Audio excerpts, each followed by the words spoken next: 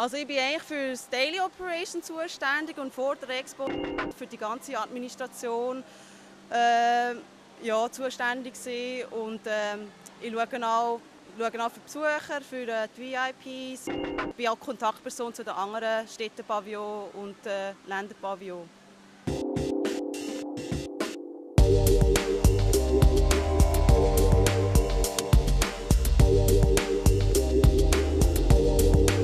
Vor 2 Jahren, nein, eigentlich schon viel früher, als ich das Studium hier gemacht habe, in Shanghai, habe ich erfahren, dass es eben hier die Weltausstellung wird sein im 2010 und habe mich dann auch dafür interessiert, überhaupt an so einem grossen Event mitzumachen und habe mich dann beworben.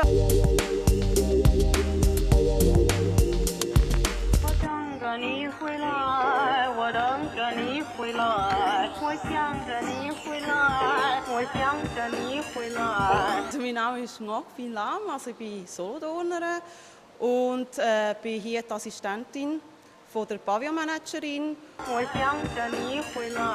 Ich bin in Vietnam geboren, habe schon chinesische Wurzeln, bin aber ziemlich jung, also als Baby in die Schweiz gekommen und rede von daheim her rede ich Vietnamesisch und Kantonesisch.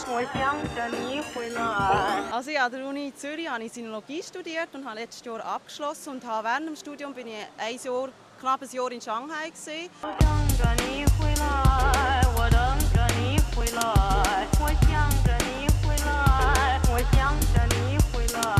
Unser Hauptthema hier ist Better Water, Best Urban Life. Also wir möchten eigentlich zeigen, dass sauberes Wasser eine sehr positive Auswirkung hat auf die Lebensqualität in der Stadt.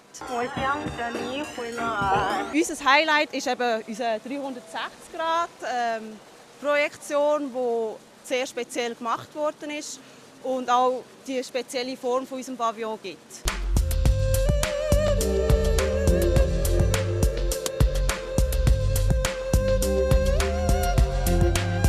Mir gefällt der Job sehr gut, also es ist sehr abwechslungsreich, das habe ich auch erwartet. Aber ich freue mich auch, wieder heimzugehen.